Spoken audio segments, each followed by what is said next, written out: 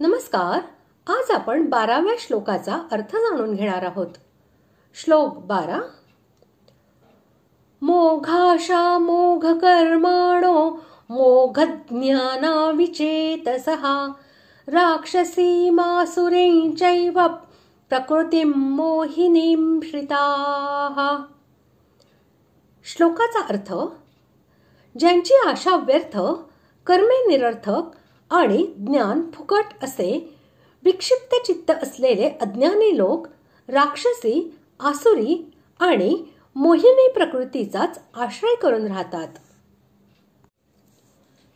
ज्यांच्या आशा म्हणजे कामना व्यर्थ असतात त्यांना मोघाशा असे म्हणतात.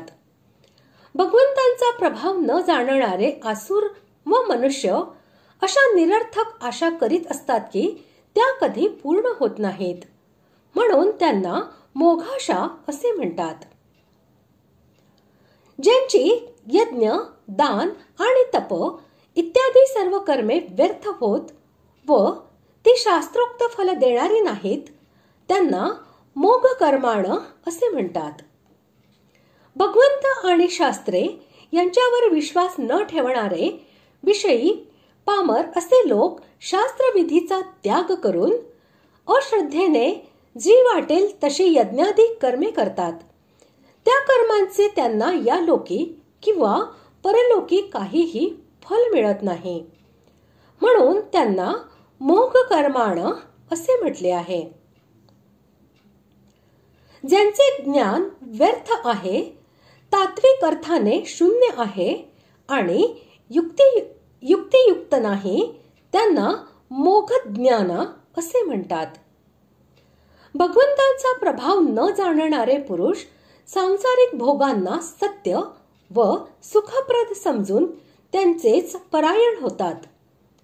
भ्रमामुळे ते असे मानतात की हे भोग भोगणे म्हणजेच परमसुख होय. याच्यापेक्षा चांगले आणखी काहीही नाही. यामुळे ते खऱ्या सुखाच्या प्राप्तीपासून वंचित राहतात, म्हणून त्यांना मोघ ज्ञान असे म्हणतात. असे लोक आपल्या ज्ञानशक्तीचा दुरुपयोग करून ती व्यर्थ नष्ट करतात. ज्यांचे चित्त चंचल असते, ज्यांचे चित्त जगातील भिन्न भिन्न वस्तूंच्या बद्दल आसक्त असल्याने स्थिर राहत नाही त्यांना विचेतसः असे म्हणतात. आसुरी प्रकृतीच्या मनुष्यांचे मन प्रत्येक क्षणी तऱ्हेतऱ्हेच्या कल्पना करीत राहते, म्हणून त्यांना विचेतसः असे म्हटले आहे.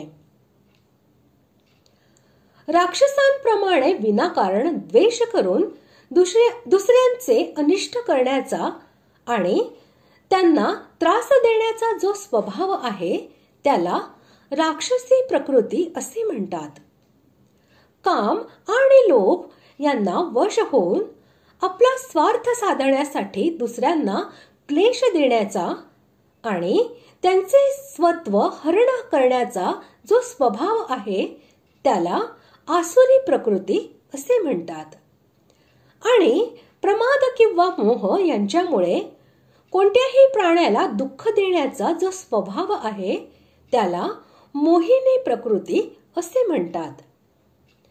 अशा दुष्ट स्वभावाचा त्याग करण्याचा प्रयत्न न करणे आणि त्याला चांगले असे समजून धरून ठेवणे म्हणजेच तिला धारण करणे असे होय. भगवंतांचा प्रभाव न जाणणारे लोक बहुतेक असेच करतात, म्हणून त्यांना वरील प्रकृतीचे आश्रित असे म्हटले आहे. एव याच्या प्रयोगाने असे दाखविले आहे की ते अशा आसुर स्वभावाच्या अधीन राहतात व दैवी प्रकृतीचा आधार कधीही घेत नाहीत. अशा प्रकारे आज आपण 12व्या श्लोकाचा अर्थ जाणून घेतला. पुढील भागात आपण 13व्या श्लोकाचा अर्थ जाणून घेणार आहोत. धन्यवाद.